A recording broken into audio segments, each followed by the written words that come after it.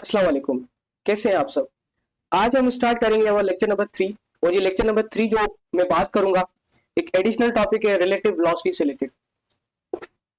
ठीक है, अब सबसे पहले मैं बताऊं कि रिलेटिव वेलोसिटी है क्या।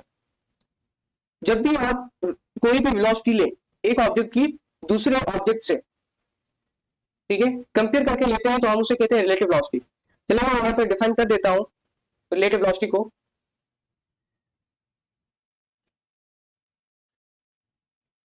The velocity of an object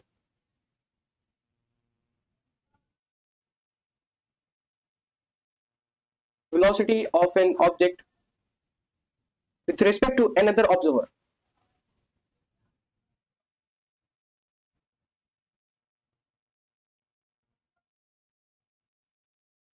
Another observer, ये आपके पास है डेफिनेशन ऑफ रिलेटिव वेलोसिटी। जब भी आप किसी भी ऑब्जेक्ट की वेलोसिटी लें किसी और ऑब्जर्वर के रेस्पेक्टिव पे, ठीक है, तो हम उससे कहते हैं रिलेटिव वेलोसिटी। ठीक है, मैं यहाँ पर कुछ केसेस बताऊंगा। सबसे पहले एक फार्मूलाज में यहाँ पर मेंशन करूंगा, वो नोट करें। जनरल फार्मूला जो रिलेटिव वेलोसिटी को मालूम करने के लिए जो फार्मूला हम यूज करते हैं, दैट इज इक्वल टू, आगे जाकर मैं एग्जांपल भी दूंगा लेकिन यहाँ पहले इस फॉर्मूले को नोट करें। v1 square plus v2 square minus 2v1 v2 cos of theta. ये आपके पास जनरल फार्मूला है रिलेटिव वेलोसिटी का।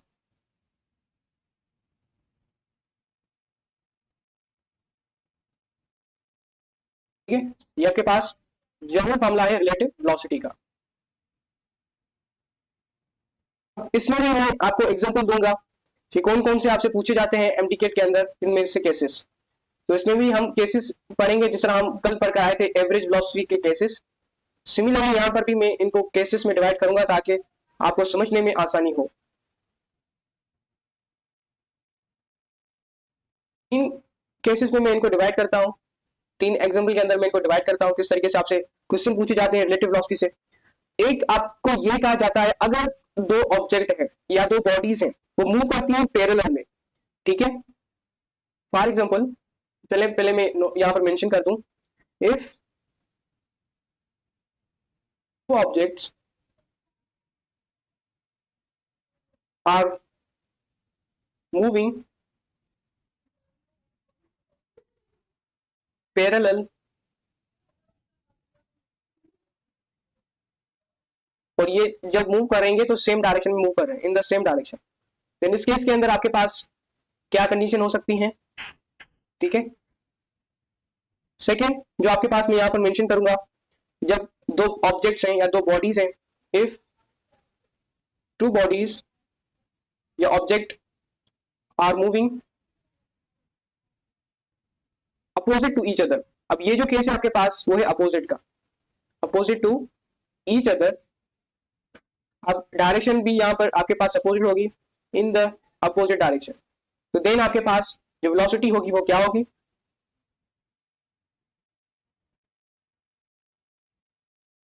Opposite direction. देन जो आपके पास रिलेटिव वेलोसिटी होगी,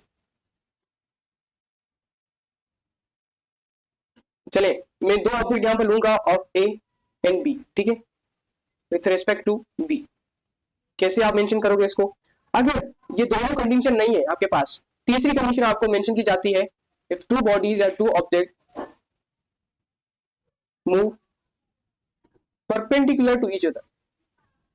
जब दो ऑब्जेक्ट परपेंडिकुलर मूव करते हैं,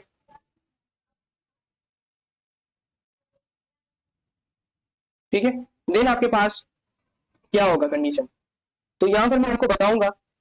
सबसे फर्स्ट केस को हम यहां पर देखते हैं। ओके, फर्स्ट केस आपके पास है, if two objects are moving parallel. यहां पर पैरेलल का जो मतलब है क्या है, पैरेलल का जो मतलब है, जो एंगल होनी चाहिए वो आपके पास थीटा जो है वो 0 डिग्री होनी चाहिए। ठीक है, और ये जो मूव कर रहे हैं वो सेम डायरेक्शन के अंदर मूव कर रहे हैं। देन आपसे पूछता है कि रिलेटिव वेलोसिटी क्या है। मैं यहाँ पर दो ऑब्जेक्ट लेता हूं, एक आपके पास ए है और दूसरा आपके पास बी है।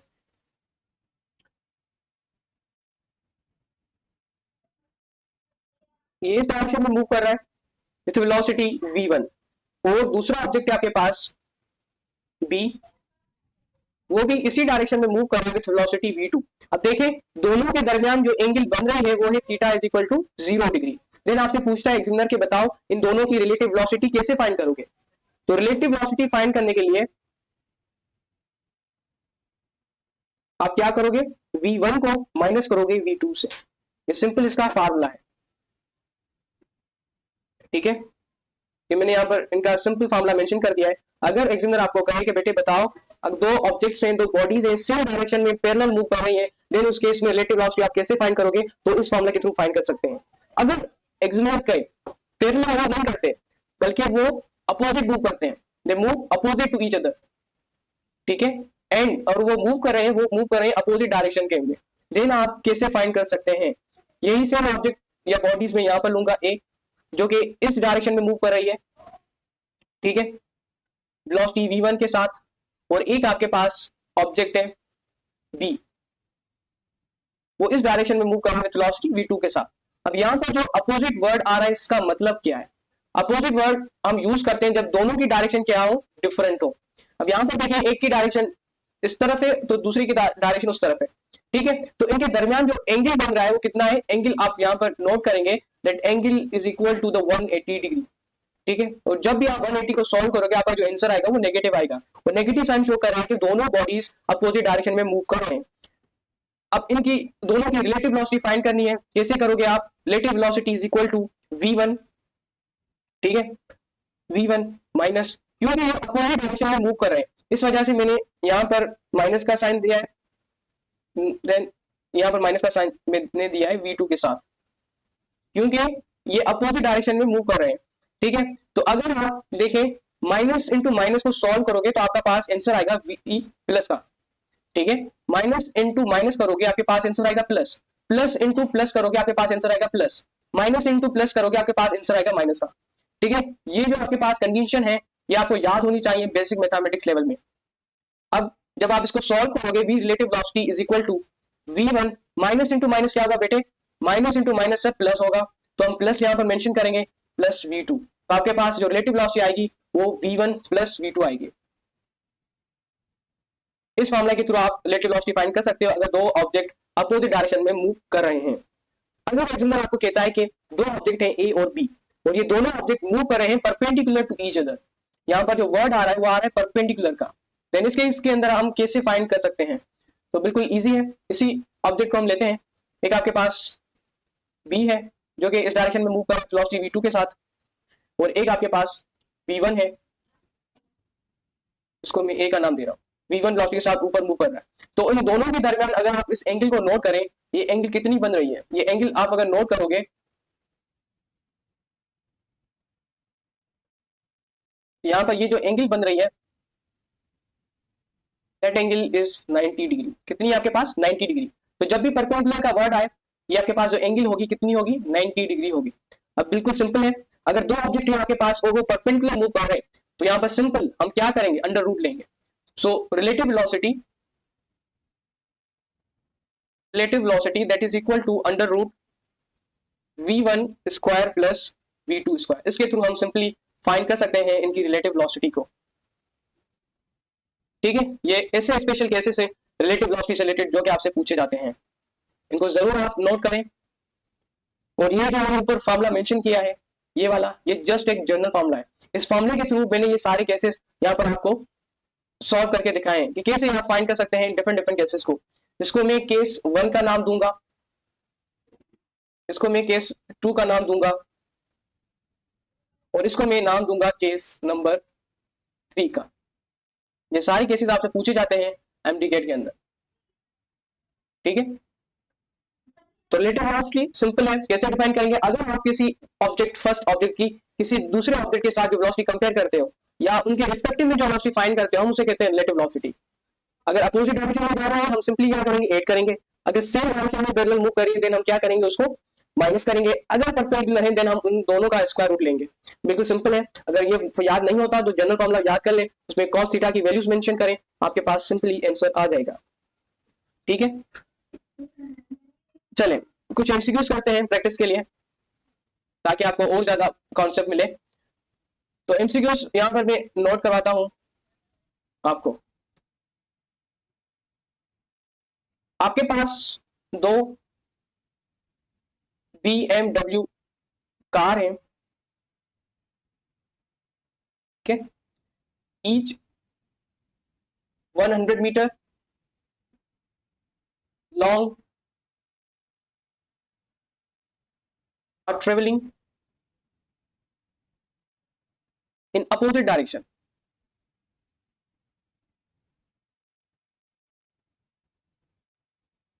के पास दो BMW की कार्स हैं और वो 100 मीटर 100 मीटर कवर करती हैं अपोजिट डायरेक्शन में। कितनी वेलोसिटी के साथ? विथ वेलोसिटी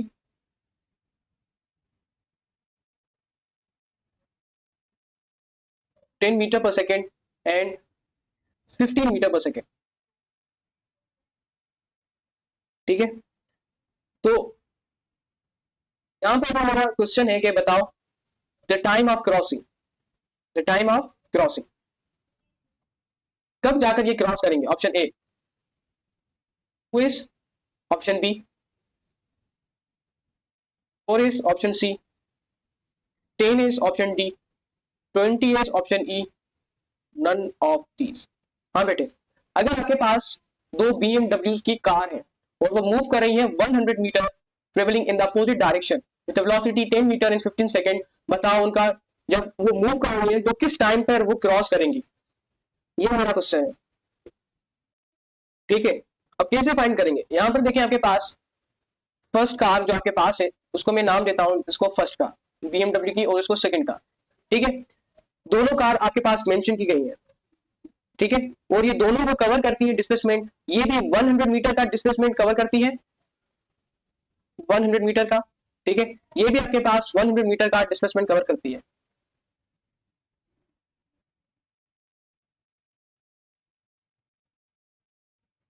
ठीक है, अब यहां पर आपको वेलोसिटी भी मेंशन की गई है।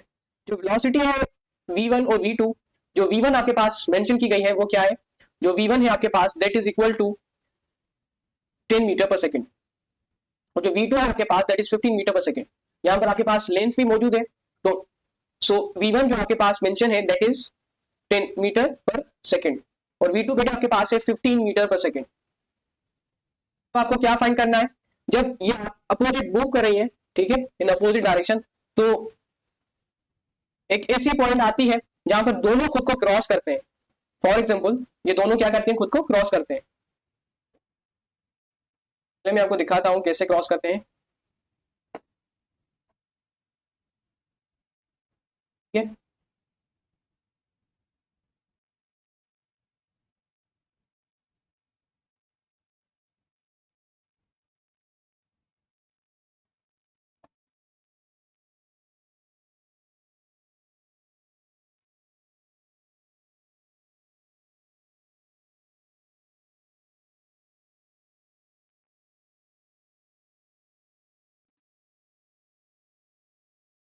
यहां पर देखें आप, यहां पर देखें,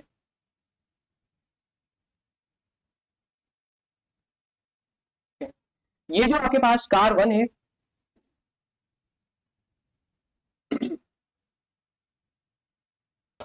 ठीक है, ये जो आपके पास कार 1 है ये इस डायरेक्शन में मूव कर रही है, ठीक है, वेलोसिटी v1 के साथ, और ये डायरेक्शन इस डायरेक्शन में मूव कर रही है।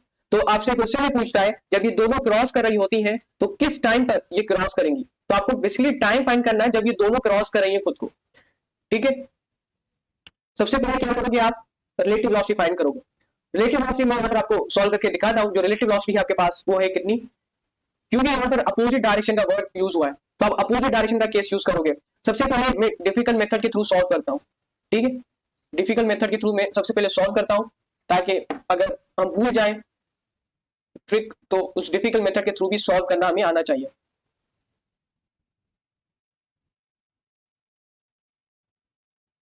आपके पास मैंने फॉर्मूला जनरल मेंशन किया था that v relative velocity that is equal to under root v1 plus v2 minus 2v1, यहाँ पर स्क्वायर आएगा आपके पास 2v1 v2 cos of theta.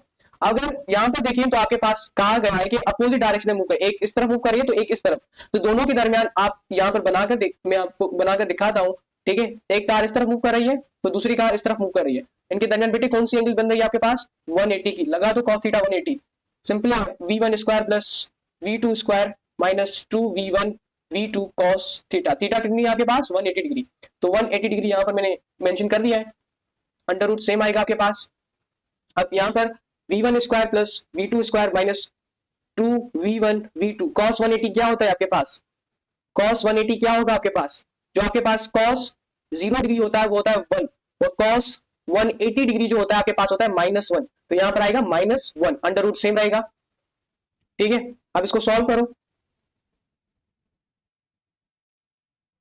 तो v1 आपके पास जो मेंशन की गई है दैट इज 10 मीटर, 10 का स्क्वायर आएगा यहाँ पर, या चले इसको ऐसे ही रहने दें, v1 को अभी ऐसे ही रहने देते हैं, v1 square plus v2 square minus, यहाँ पर हम वैल्यूज को पुट करते हैं, यहाँ पर देखें तो आपके पास है माइनस है आप यहाँ पर, और यहाँ पर भी माइनस है, और हम पढ़ कर जब माइनस माइनस के साथ होगा क्या आएगा आपके पास आंसर प्लस आएगा, तो यहाँ पर प्लस होगा 2, v1 आपके पास क्या है, v1 जो आपके पास है वो है 10 metre per second, 10 metre per second, और v2 आपके पास क्या है 15 मीटर पर सेकेंड, इस -1 को इस -2 के साथ हमने मल्टीप्लाई कर दिया, आपका आंसर आया प्लस में, अंडर रूट वापस दे दे इज इक्वल टू, अब इसको सॉल्व करो, 2 10 इज 20, 20 मल्टीप्लाई बाय 15, इसको सॉल्व करें बिल्कुल इजी है, 15 को 2 के साथ मल्टीप्लाई करोगे तो आपके पास आएगा 30, जीरो आप दे दें, अब इसको सॉल्व करो, 10 का स्क्वायर प्लस आपके पास जो v2 है 15 का स्क्वायर अंडर रूट, अब 10 का स्क्वायर जो है आपके पास वो है 100, और 15 का स्क्वायर जो आपके पास है क्या होगा आपके पास 15 का स्क्वायर, ट्रिक आप सबको बताई थी, स्क्वायर कैसे हम सॉल्व कर सकते हैं, इजी है स्क्वायर को सॉल्व करना, देखें 2 2 5 आएगा प्लस 300 सेम, अब सिंपली इसको क्या करो 8 करो, तो आपके पास ये कितना होगा टोटल, इधर ही 8 कर देते हैं, 300 2 2 5 एंड 100, 5 2 3 4 5 6, आपके पास आया 625 अंडर रूट। अब ये सब तो सबको आप सबको ये चीज बताई थी मैंने, जो अंडर रूट है कैसे सॉल्व करते हैं, 625 का अंडर रूट जो होता है बेटे वो होता है 25, तो आपके पास जो रिलेटिव वेलोसिटी आई वो कितनी आई 25 मीटर पर सेकेंड। अब ये था आपके पास हार्ड मेथड, कितना टाइम लगा हमें, ठीक है। अब आते हैं हमारे सिंपल मेथड की तरफ, जो मैंने आपको ट्रिक बताई थी वो यहीं पर सॉल्व हो जाएगी, ठीक है, with in a second time लगा दे, मैं अभी सॉल्व कर दिखाता हूँ। v1 स्क्वायर अपोजिट कंडीशन है, सॉरी अपोजिट कंडीशन है, क्या करोगे सिंपली ये फॉर्मूला यूज करोगे, अब वैल्यूज को पुट करो, v1 कितनी आपके पास 10, v2 15, आंसर क्या आएगा 25 मीटर पर सेकंड। देखो कितना सॉल्यूशन है आपके पास, ये आपके पास हार्ड मेथड और ये आपके पास इजी मेथड, मैंने इजी मेथड से विद इन 5 सेकंड के अंदर मैंने सॉल्व करके दिखाया, ठीक है। तो इस तरीके से आप सॉल्व कर सकते हो, ये तो रिलेटिव वेलोसिटी फाइंड की है, लेकिन यहाँ पर आपसे पूछ रहे हैं टाइम बताओ जब ये दोनों खुद को क्रॉस करेंगे, तो टाइम फाइंड करना है, और टाइम फाइंड करने के लिए मैंने आपको ऑलरेडी बताया हुआ कैसे फाइंड करेंगे, आप उस फॉर्मूला को यूज करें और आंसर आपको देना पड़ेगा, ठीक है, आंसर लाजमी देना, अगर नहीं हो रहा तो कांटेक्ट करें टीचर के साथ। अब ये आपके पास जो रिलेटिव वेलोसिटी से रिलेटेड जो केसेस है मैंने यहाँ पर आपको एक्सप्लेन कर दिए हैं, ठीक है। इसी तरीके से आपके पास क्वेश्चन पूछे जाते हैं, इसी तरीके से रिलेटिव वेलोसिटी में से केसेस आते हैं, वो मैंने यहाँ पर डिस्कस कर दिए हैं। अब आते हैं नेक्स्ट टॉपिक की तरफ। अब जो नेक्स्ट टॉपिक है आपके पास वो है एक्सीलरेशन। एक्सीलरेशन को देखा जाए it is also the very very important topic, ठीक है।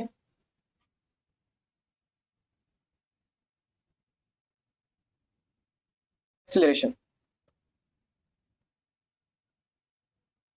एक्सीलरेशन को किस तरीके से डिफाइन कर सकते हैं हम, ठीक है। जो आपके पास एक्सीलरेशन होती है हम इसको इस तरीके से डिफाइन करते हैं कि जो rate of change of velocity होता है दैट इज कॉल्ड एक्सीलरेशन। क्या कहा मैंने, the rate of change of velocity is called acceleration. ये आपके पास एक्सीलरेशन की डेफिनेशन है, ठीक है। अब फॉर्मूलाज की तरफ आता हूं, फॉर्मूला क्या है एक्सीलरेशन का, जो आपके पास एक्सीलरेशन है वो बेसिकली एक वेक्टर क्वांटिटी है, और rate of change of velocity भी वेक्टर क्वांटिटी, इस वजह से मैं ऊपर एरो शो कर रहा हूं डेल्टा टी, ठीक है। ये फॉर्मूला है आपके पास एक्सीलरेशन का, the rate of change of velocity is called acceleration. आप इस फॉर्मूले के थ्रू आप यूनिट को फाइंड कर सकते हो, बेस यूनिट को फाइंड कर सकते हो, जो भी आपसे पूछे जाए आपको बताने हैं एग्जाम के अंदर। सबसे पहले हम फाइंड करते हैं यूनिट को, यूनिट में मैं बात करूंगा ऐसा यूनिट की, तो आपके पास वेलोसिटी का यूनिट होता है वो होता है मीटर, और टाइम का यूनिट होता है सेकंड। ठीक है, यहाँ पर देखें आपके पास, बिल्कुल ये मिस्टेक ना करें यहाँ पर आपके पास जो होगा वो होगा, देखिए मैं आपको सॉल्व करके दिखाता हूँ, रुके। हाँ जी, कैसे सॉल्व करेंगे? देखिए बेटे ऐसे नहीं होता, इसी वजह से मैं खुद रॉन्ग मेंशन करता हूँ ताकि आप खुद सॉल्व करें, खुद से कोशिश करें, ठीक है। हमेशा खुद से कोशिश किया करें, जरूर वो चीज हो जाएगी। यहाँ पर यूनिट फाइंड करना इजी है। वेलोसिटी क्या आपके पास जो वेलोसिटी का यूनिट है वो है मीटर पर सेकंड, ठीक है। डिवाइड टाइम का यूनिट क्या होता है? टाइम का यूनिट सेकंड होता है। अब मीटर ऐसे रहेगा, सेकंड जब ये ऊपर आएगा तो ये क्या हो जाएगा? Metre per second square. आप इसको इस तरीके से भी मेंशन कर सकते हो, मीटर पर सेकंड स्क्वायर। ये आपके पास जो है वो है यूनिट ऑफ एक्सीलरेशन, ठीक है। अगर आपसे एग्जामिनर कहे कि बताओ सीजीएस यूनिट क्या होगा, देन सीजीएस यूनिट फाइंड करना इजी है। मीटर की जगह सेंटीमीटर, बाकी टाइम का यूनिट तो सेम ही रहेगा, सेकंड स्क्वायर। ये आपके पास है सीजीएस यूनिट, ठीक है। और अगर आपसे पूछ कहे कि बताओ एफपीएस यूनिट क्या होगा, तो एफपी यूनिट भी फाइंड करना इजी है, वो होगा आपके पास फुट पर सेकंड स्क्वायर। ये आपके पास आ गया एफपीएस यूनिट। ये बात थी एक्सीलरेशन की। यूनिट हो गए आपके पास, बाकी जो चीजें हैं वो हो गई, यहाँ पर मैंने क्लियर कर दी है आपको। यहाँ पर एक और बात भी मुझे नोट करवानी है आपको कि जो एक्सीलरेशन है, एक्सीलरेशन इज वेक्टर क्वांटिटी, क्योंकि इनके पास डायरेक्शन भी होती है और मैग्नीट्यूड दोनों होती है, इस वजह से हम कहते हैं कि ये आपके पास क्या है? वेक्टर क्वांटिटी है। ये तो बातें हैं सिंपल जो आपको पता होनी चाहिए और आप पढ़कर भी आए एफएससी लेवल पर। यहाँ पर अब हम बात करेंगे एमटीके लेवल के ऊपर, ठीक है। सबसे पहली बात यह है कि जो आपके पास डायरेक्शन होता है एक्सीलरेशन का, वो किस तरफ होता है, ये चीज नोट कर लें। डायरेक्शन के से रिलेटेड एमसीक्यूज आते हैं। So the direction of acceleration is always along the direction of force.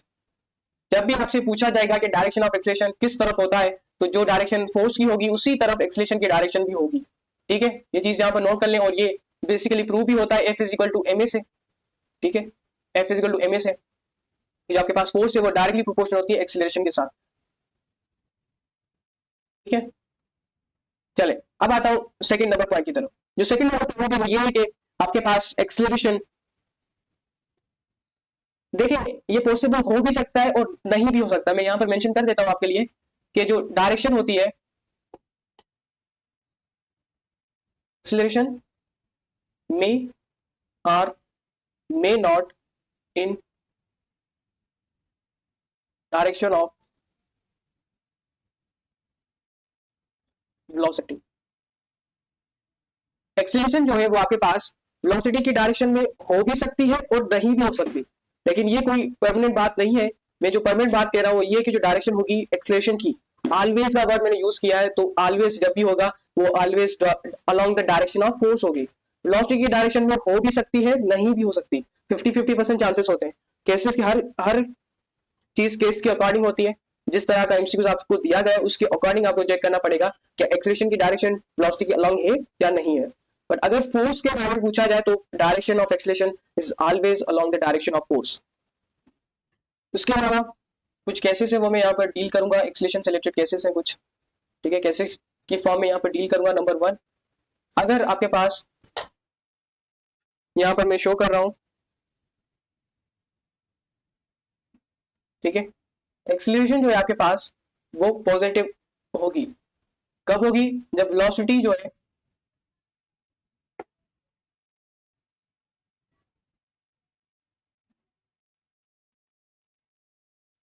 Acceleration is positive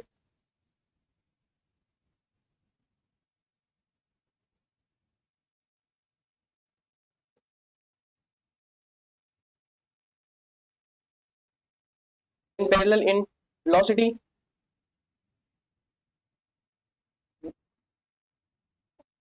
when velocity of body increases, ठीक है। एक्सीलरेशन जो आपके पास है जब दोनों पैरेलल होंगे, ये कब पैरेलल हो सकते हैं? जब आपके पास वेलोसिटी क्या करे, जब वेलोसिटी क्या करेगी, इंक्रीज करेगी। जब वेलोसिटी इंक्रीज करेगी तो आपके पास एक्सीलरेशन की जो वैल्यू आएगी वो पॉजिटिव में होगी और ये दोनों पैरेलल होंगे। केस नंबर 1 आपके पास ये है। अब आते हैं केस नंबर 2 की तरफ। केस नंबर 2 ये है कि एक्सीलरेशन जो है नेगेटिव कब होगी, ठीक है। Acceleration is negative and anti parallel in velocity when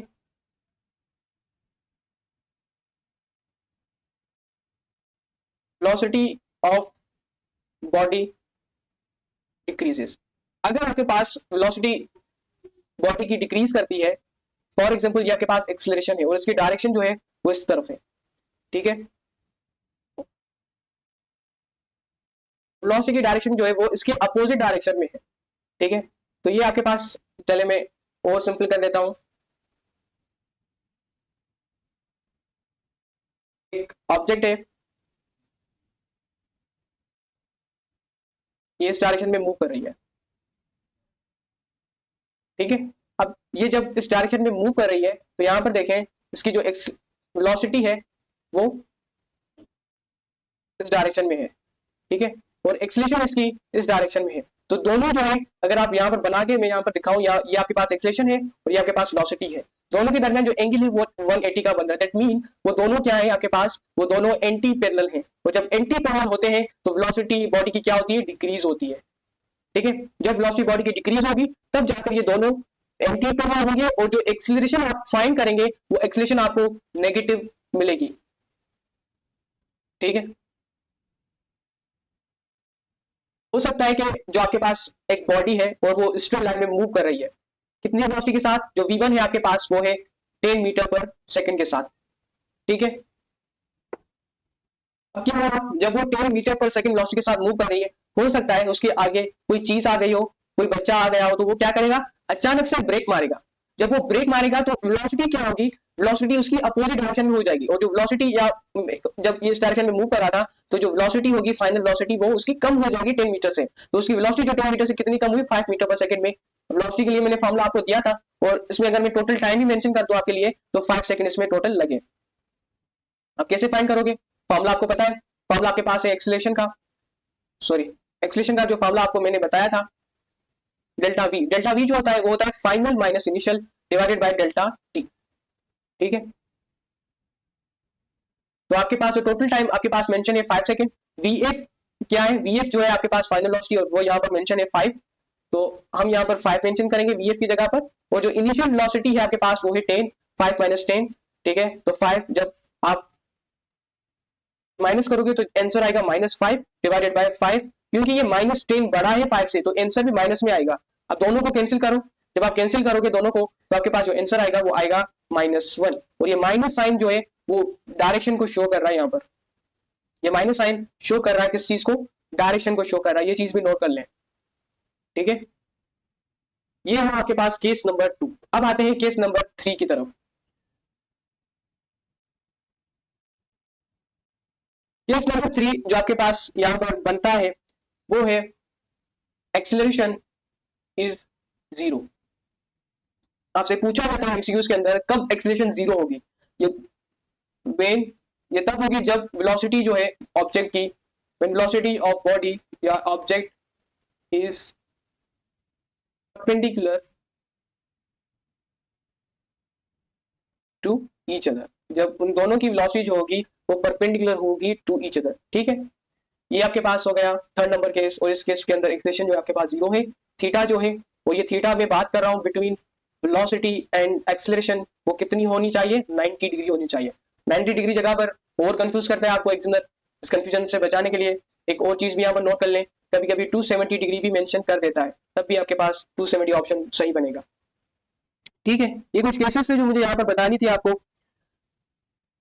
चले ये भी मैं बता दूं आपको, ये भी मैं आपको बता दूं, ये जो केस है बेसिकली सर्कुलर मोशन का केस होता है, ठीक है। ओके, फॉर एग्जांपल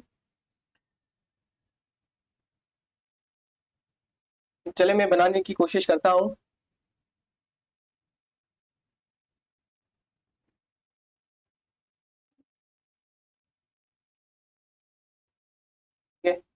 यहाँ पे पास कोई एक कार मैंने यहाँ पर मेंशन की है, इसको मैं ए का नाम दे रहा हूँ। अब ये कार जो है वो एक सर्कुलर पाथ में मूव कर रही है, ठीक है, ये सर्कल का सेंटर है और ये इस पाथ में मूव कर रही है, ठीक है, वेलोसिटी v के साथ। और यहाँ पर आपके पास एक एक्सीलरेशन होती है, आगे चलकर हम पढ़ेंगे ये जो एक्सीलरेशन है ये बेसिकली एक सेंट्रीपिटल एक्सीलरेशन होती है जो कि उस बॉडी को सेंटर की तरफ घुमा कर रखती है, ठीक है, सेंटर की तरफ मूव करने में फोर्स लगाती है। अब यहाँ पर देखें तो आपके पास जो एंगल बन रहा है इन दोनों के दरमियान वो है 90 डिग्री।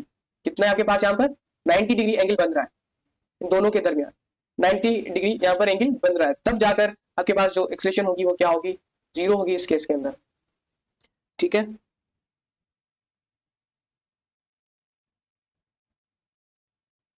इस केस के अंदर दो पॉइंट्स आप याद करें, चले मैं बता दूं आपको, अगर किसी को परेशानी हो रही है इस वजह से मैं यहाँ पर ये दोनों पॉइंट मेंशन कर रहा हूँ। अगर कोई ऑब्जेक्ट इस सर्कल के अंदर मूव कर रहा है तो उसकी जो स्पीड होती है वो कांस्टेंट होगी। क्या कहा मैंने, the speed of body constant, जो स्पीड होगी वो कांस्टेंट होगी। यहाँ पर कौन सी चीज चेंज होगी, सिर्फ चेंज होगी direction, only direction of velocity change, यहाँ पर सिर्फ डायरेक्शन होगी वेलोसिटी की वो चेंज होगी, ठीक है। देखें अगर कार यहाँ पर है तो इसकी डायरेक्शन जो वेलोसिटी की है वो इस तरफ है, जब ये कार यहाँ तक पहुंचेगी तो इसकी वेलोसिटी की डायरेक्शन क्या कहां पर होगी, इस तरफ होगी। जब ये यहाँ पर पहुंचेगी तो फिर इसकी डायरेक्शन इस तरफ होगी, एंड देन जब ये इस पॉइंट की तरफ पहुंचेगी तो इसकी डायरेक्शन इस तरफ होगी। तो इस तरीके से देखें आपके पास जो वेलोसिटी की डायरेक्शन है वो हर पॉइंट पर डिफरेंट है और चेंज हो रही है, ठीक है। ये तीनों केसेस बहुत जरूरी थे, इस वजह से मैंने यहाँ पर आपको मेंशन किए हैं, ठीक है। चले आगे बढ़ते हैं। आगे आपके पास एक और पॉइंट मेंशन की जाती है, वही सेम पॉइंट आपके पास है यूनिफॉर्म एक्सीलरेशन।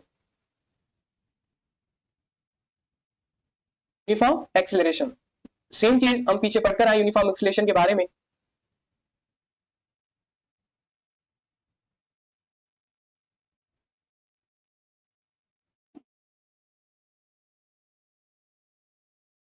इस तरह हम पढ़कर आए uniform velocity, uniform speed, same condition आप यहाँ पर अप्लाई करें यूनिफॉर्म एक्सीलरेशन के लिए, ठीक है।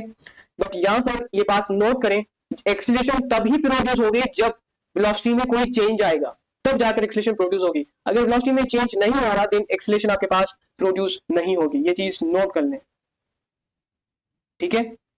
तो चले मैं बता दूं uniform acceleration.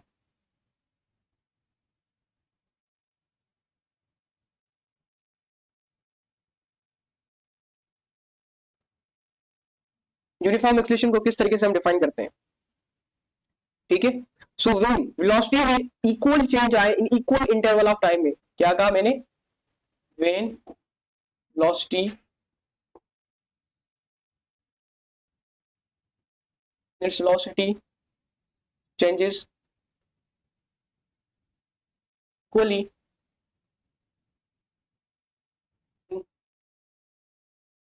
equal interval of time, जाकर हम कहेंगे कि बॉडी जो है आपके पास वो यूनिफॉर्म एक्सीलरेशन प्रोड्यूस कर रही है, ठीक है।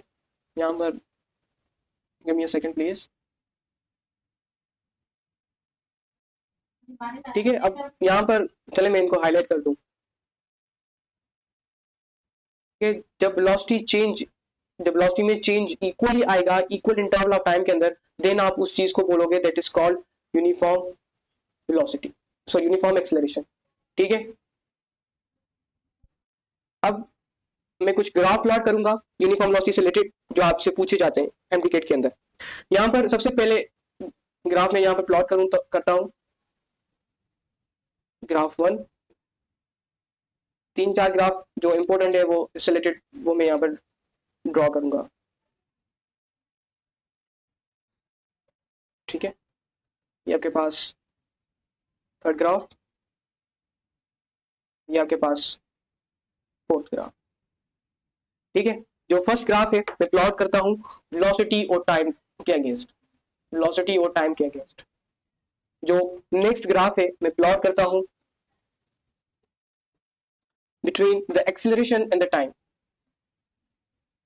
थर्ड ग्राफ में प्लॉट करता हूं डिस्टेंस और टाइम के अगेंस्ट, ठीक है,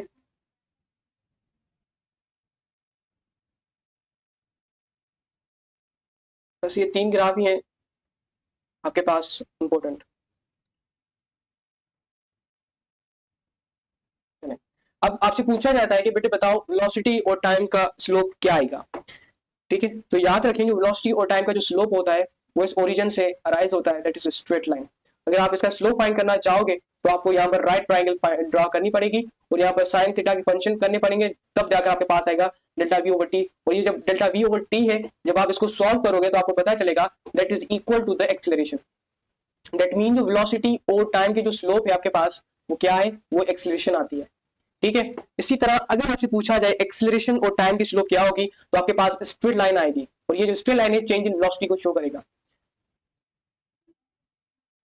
ठीक है, अब आते हैं नेक्स्ट ग्राफ की तरफ। यहाँ पर जो आपके पास डिस्टेंस और टाइम के अगेंस्ट आप जब प्लॉट करोगे तो आपके पास जो ग्राफ आएगा वो इस तरीके से आएगा। अब ये जो आपके पास शेप है वो बेसिकली बन रही है पैराबोला। ठीक है, इसको हम कहते हैं पैराबोला। लेकिन अभी इस चीज को छोड़ें, जिनको ग्राफ में बहुत सी कंफ्यूजन आती है उनके लिए मैं सेपरेट से ग्राफ से रिलेटेड में लेक्चर अपलोड करूंगा और वो लेक्चर आप सबके लिए बहुत जरूरी है। ठीक है, उसमें एक एक चीज ग्राफ से रिलेटेड मैं डिफाइन करूंगा उस लेक्चर के अंदर। अब कुछ एक्स्ट्रा चीजें मैं यहाँ पर बता दूं, एक और टर्म मेंशन की जाती है एक्सीलरेशन से रिलेटेड और वो है आपके पास इंस्टेंटेनियस एक्सीलरेशन। इंस्टेंटेनियस एक्सीलरेशन,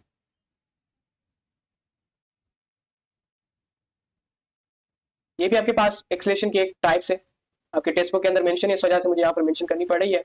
यहाँ पर किस तरीके से हम डिफाइन कर सकते हैं इसको, that acceleration of a body at any particular instant of time.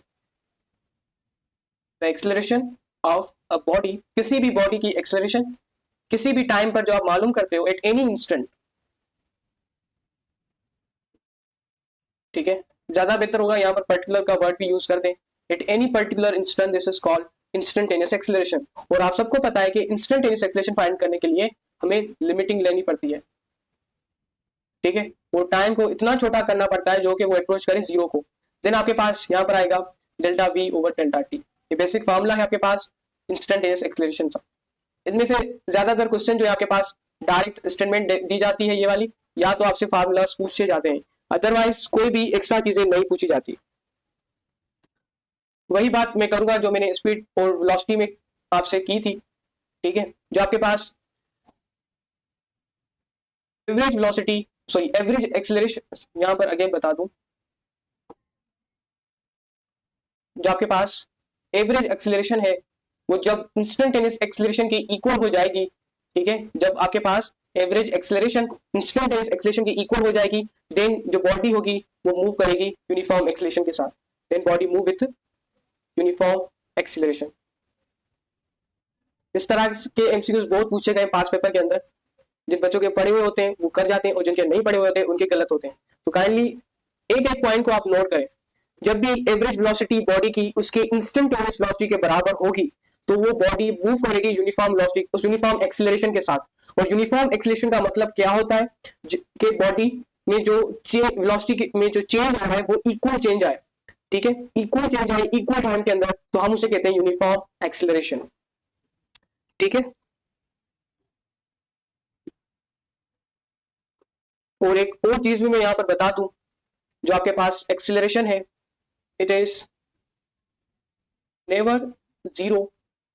अब किस कंडीशन में जीरो नहीं हो सकती, चाहे आपके पास मैग्नीट्यूड चेंज हो या आपके पास डायरेक्शन चेंज हो, इन दोनों के अंदर एक्सीलरेशन को जीरो कंसीडर नहीं करना। ठीक है, अगर आपके पास मैग्नीट्यूड चेंज हो रहा है डायरेक्शन चेंज हो रही है तो इस केस के अंदर तो एक्सीलरेशन मौजूद होगी उस बॉडी के अंदर। तो ये जो छोटे छोटे पॉइंट है ये आपको कंफ्यूज करते हैं, इसको नोट करें। ठीक है, अब लास्ट बात मैं यहां पर बताऊंगा आपको, एक टर्म मेंशन की जाती है, एडिशनल आपके टेक्स्ट बुक के अंदर नहीं है, जस्ट यहां पर आपको बता दूं, एक ये टर्म मेंशन की जाती है। ठीक है, जिसको हम कहते हैं जर्क। अब सर जर्क है क्या, देखिए जो एक्सीलरेशन है वो होती है metre per second square. The rate of change of velocity is called acceleration. लेकिन sir rate of change of acceleration क्या होगा? तो बेटे जो rate of change of acceleration होता है वो कहलाता है जर्क। और इसका जो अगर यूनिट फाइंड करोगे तो आपके पास जो यूनिट मेंशन किया जाएगा that is metre per second cube. ये जर्क की डेफिनेशन है, इसको नोट कर दें।